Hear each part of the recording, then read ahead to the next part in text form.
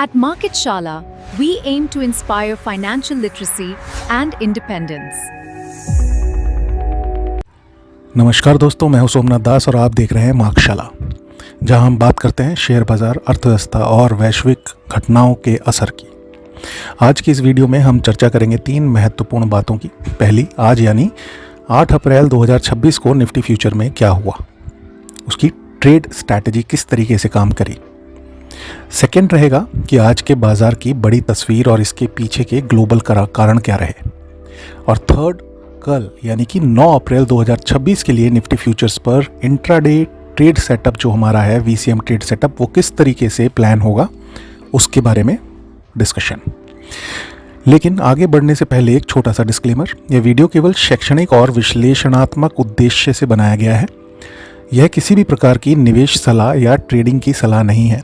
Share बाजार में निवेश और ट्रेडिंग जोखिम से जुड़ा हुआ होता है, इसलिए किसी भी निर्णय से पहले अपने वित्तीय सलाहकार से परामर्श अवश्य करें, या फिर खुद को इतना कॉम्पिटेंट इनफ बना लें कि अपने निर्णय आप खुद कर पाएं। और उसके लिए एक ही काम करना है, मार्केट शाला के साथ जुड़े रहना है। तो सबसे पहले बात कर लेते हैं आज वीसीएम ट्रेड सेटअप पर, जो हमने कल के लिए आज के लिए जो इंट्राडे ट्रेड सेटअप डिस्कस किया था कल के वीडियो में, वहाँ पे परफॉर्मेंस कैसी रही। दोस्तों, आज का दिन थोड़ा अलग रहा।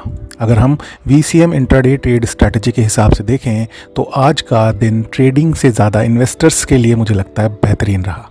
आज सुबह निफ्टी फ्यूचर में लगभग 692 पॉइंट्स की बड़ी गैप अप जो है देखने को मिली।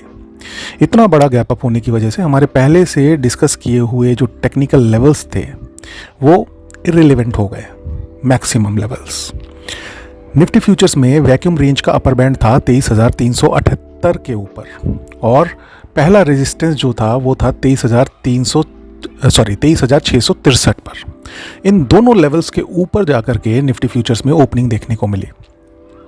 ओपनिंग के समय ये लगभग दूसरे रेजिस्टेंस यानी कि 23,931 के आसपास ट्रेड कर रहा था। ऐसी स्थिति में एक संभावना सिर्फ यही बन सकती थी कि अगर बाजार थोड़ा सा नीचे आता है, गिरावट दिखाता है, तो जो पहला रेजिस्टेंस है यानी कि 23,663, उसके आसपास जो एक सपोर्ट लेता हुआ दिख सकता है और वहाँ से हम एक लॉन्ग साइड का मोमेंटम ट्रेड बना सकते हैं। लेकिन आज बाजार डिफरेंट मूड में था दोस्तों। बाजार ने किसी भी प्रकार की कमजोरी नहीं दिखाई। निफ्टी फ्यूचर्स ने 23,931 यानी कि जो सेकंड रेजिस्टेंस था उस स्तर को भी पार किया और उसके ऊपर मजबूती से ट्रेड करता रहा। लेकिन वहां से भी एक अच्छा अप मूव हमें देखने को मिला, जैसा कि आप 5 मिनट के टाइम फ्रेम के निफ्टी फ्यूचर के इंट्राडे चार्ट के ऊपर देख पा रहे हैं। लेकिन हमारी स्ट्रैटेजी के जो नियम है उसके अनुसार हम दूसरे रेजिस्टेंस के ऊपर ट्रेड नहीं लेते, खासकर तब जब बाजार पहले से ही पिछले दिन की क्लोजिंग से काफ़ी ऊपर हो। रिस्क एंड रिवॉर्ड जो है मैच नहीं करता है, और इसके चलते हमने आज के दिन को नो ट्रेड डे मानना बेहतर समझा। कई बार बाजार में अनुशासन बनाए रखना ही सबसे अच्छा निर्णय होता है, और ऐसा दिन जब आपका पोर्टफोलियो बेहतरीन रिटर्न्स दिखा रहा हो तो आपका दिन आसानी से पास भी हो जाता है। अब बात कर लेते हैं आज के ओवरऑल मार्केट की। अगर हम पूरे बाजार की बात करें तो आज की तेजी का मुख्य कारण वैश्विक घटनाएं रहीं। पिछले कुछ दिनों से पूरी दुनिया की नज़र वेस्ट एशिया में बढ़ते तनाव पर थी। डोनाल्ड ट्रंप की ओर से ईरान को लेकर दिए गए बयान और डेडलाइन की वजह से बाजारों में चिंता बढ़ गई थी। भारतीय समय के अनुसार सुबह 5:30 बजे एक संभावित बड़े सैन्य कदम की चर्चा थी, लेकिन इसके बजाय एक सकारात्मक खबर आई। रिपोर्ट्स के अनुसार अगले 2 हफ्तों के लिए अस्थायी युद्ध विराम यानी कि सीज फायर की घोषणा कर दी गई है दोनों तरफ से, और इसके बीच में जो मध्यस्थता निभाई है वो निभाई है पाकिस्तान ने। हालांकि अभी तक इस समझौते की पूरी शर्तें सामने नहीं आई हैं, लेकिन इस खबर से दुनिया भर के बाजारों में राहत का माहौल देखने को मिल रहा है। भारतीय बाजार भी इससे अछूता नहीं रहा। निफ्टी 50 स्पॉट इंडेक्स अगर आप देखें तो लगभग 3.78% की बड़ी मजबूती के साथ बंद हुआ। एक और महत्वपूर्ण तकनीकी बात यह रही कि निफ्टी अब 20 डेमा यानी कि 20 डे के एक्सपोनेंशियल मूविंग एवरेज के ऊपर है।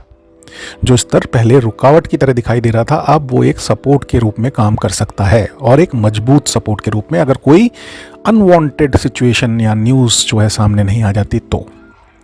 इससे संकेत मिलता है कि बाजार में जो भावनाएं हैं, सेंटिमेंट्स हैं, वो धीरे धीरे पॉजिटिव साइड पे बदल रही हैं। कुछ और भी इम्पॉर्टेंट इंडिकेशंस हमें दिखाई दिए, जैसे कि भारतीय रुपया जो है मजबूत होकर लगभग 92.32 प्रति डॉलर के आसपास ट्रेड करता हुआ दिख रहा है। इंडिया वेक्स यानी कि डर का इंडेक्स लगभग 20% से ज़्यादा गिरावट आज उसमें देखी गई और लगभग 19.69 पर आकर आज जो है वो बंद हुआ है। एक अच्छी न्यूज़ है पॉजिटिव मोमेंटम के पॉइंट ऑफ व्यू से। अभी हालांकि थोड़ा और नीचे 15 के नीचे तक इसे जाना चाहिए मेरे हिसाब से, स्टेबल सेंटिमेंट के पॉइंट ऑफ व्यू से अगर हम बात करें तो। इसके अलावा क्रूड ऑयल जो कि भारतीय बाज़ारों के लिए बहुत ही एक इम्पॉर्टेंट फैक्टर होता है, वहाँ पे भी 9% की गिरावट देखी गई और ये करीब 93.90 डॉलर प्रति बैरल के आसपास ट्रेड करता हुआ दिखाई दे रहा है। कम होता हुआ क्रूड ऑयल प्राइस भारत जैसे देश के लिए सकारात्मक माना जाता है दोस्तों, तो इसका एक एडिशनल इम्पैक्ट हमारे मार्केट्स में हमेशा देखने को मिलता है। अगर पॉजिटिव है तो पॉजिटिव साइड पे और अगर नेगेटिव है तो नेगेटिव साइड पे। निवेशकों के लिए आज का दिन राहत भरा रहा। पिछले कुछ समय से कई निवेशकों, क्या आप बोलें कि मतलब निवेशक जो कि जिनके की लॉन्ग टर्म पोर्टफोलियोज़ हैं, उनमें भारी गिरावट देखने को मिल रही थी, लेकिन पिछले कुछ दिनों से बाज़ार में जो रिकवरी आई है उससे निवेशकों को थोड़ी राहत ज़रूर मिली है। हालांकि अभी भी निफ्टी अपने पुराने उच्च स्तरों से लगभग 9% नीचे हैं, तो आप समझ सकते हैं कि रिटेल निवेशकों के जो पोर्टफोलियोज डायरेक्ट स्टॉक्स के हैं वो अभी भी भारी नुकसान के साथ चल रहे हैं। फिर भी हाल के दिनों में जो तेज़ी आई है उससे रिकवर हुए हैं और आगे भी तेज़ी की उम्मीद ज़रूर बढ़ी है दोस्तों। अब बात कर लेते हैं वीडियो के सबसे इम्पॉर्टेंट सेगमेंट की, जहाँ पे कि हमारे इंट्राडे ट्रेडर्स जो हैं वो बेसब्री से इंतज़ार करते हैं इस पर्टिकुलर सेगमेंट का कि कल के लिए जो है हमारी इंट्राडे ट्रेडिंग की स्ट्रैटेजी निफ्टी फ्यूचर में क्या होनी चाहिए 9 अप्रैल 2026 को।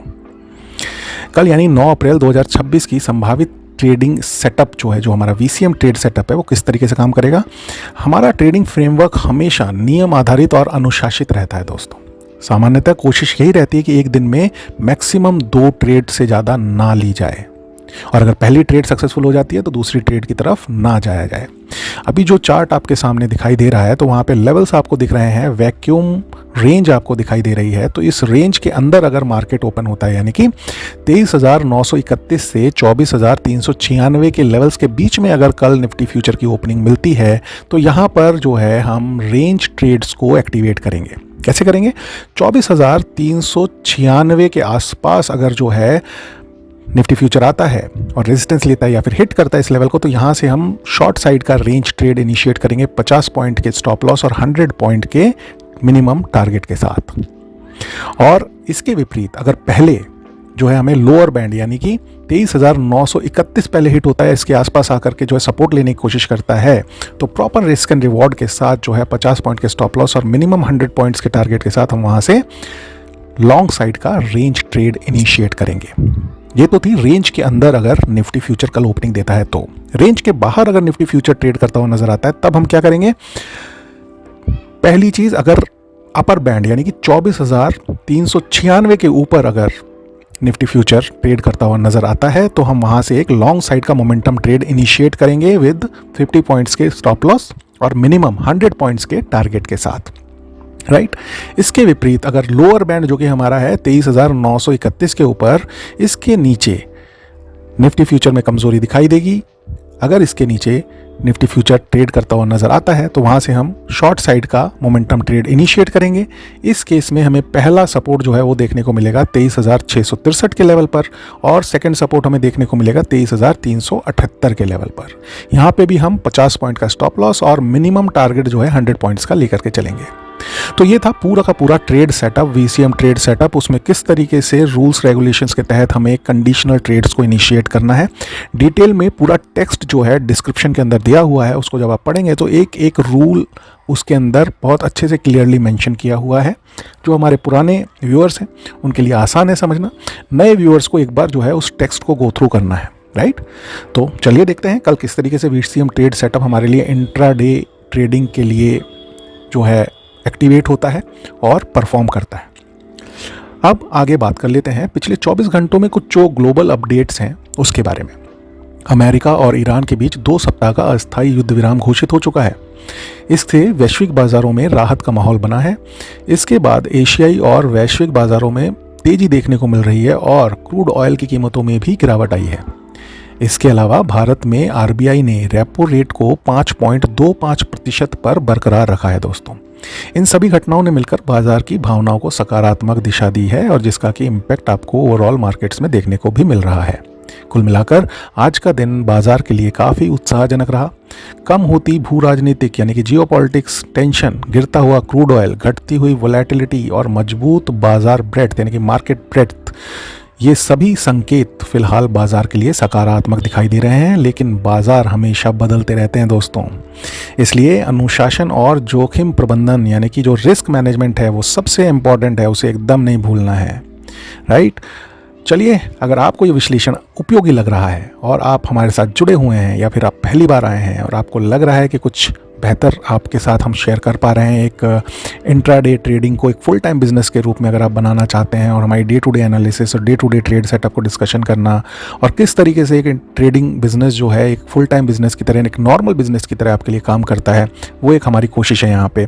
ये आपको उपयोगी लग रहा है, समझ में आ रहा है, अच्छा लग रहा है, या फिर कुछ भी आपको कन्फ्यूजन है तो आप कमेंट में डालिए, हम आपको उसका रिस्पॉन्स करेंगे, उसका आंसर करेंगे दोस्तों। तो हमारी ये कोशिश अगर आपके लिए फलकारी साबित हो रही है तो इस वीडियो को लाइक करें, चैनल को सब्सक्राइब करें और अपने लाइक माइंडेड फ्रेंड्स के साथ शेयर करना ना भूलें। हम रोज़ाना मार्केट एनालिसिस, आर्थिक अपडेट और निवेश से जुड़ी जानकारी आपके साथ साझा करते हैं। साथ में हमारा प्रयास है जो ट्रेडिंग बिजनेस है उसको मेन स्ट्रीम बिजनेस किस तरीके से बनाया जाता है वो लर्निंग देने की, वो हमारा एक प्रयास है। एक ट्रेडर कम्युनिटी के लिए जो हमने अपने पूरे प्रोफेशनल लाइफ में हमने किया है, उसमें हमारा एक कर्तव्य है कि हम एक ट्रेडिंग कम्युनिटी के लिए जो है किस तरीके से वो लर्निंग आगे एक्सटेंड कर सकते हैं, वो एक कोशिश हमारी रहेगी। अगर 10% भी हम सफल होते हैं, हमारे व्यूअर्स में से 10% भी जो है ट्रेडिंग बिजनेस को समझ के उसको फुल टाइम अपने लिए इनकॉर्पोरेट कर पाते हैं, तो हमें लगेगा कि हमारी ये कोशिश सफल रही दोस्तों। तो करना क्या है, जुड़े रहना है मार्केट शाला के साथ। धन्यवाद, मिलते हैं अगली वीडियो में, तब तक जुड़े रहिए मार्केट शाला के साथ। Do trade, do invest and seek financial freedom with market shala. Bye bye.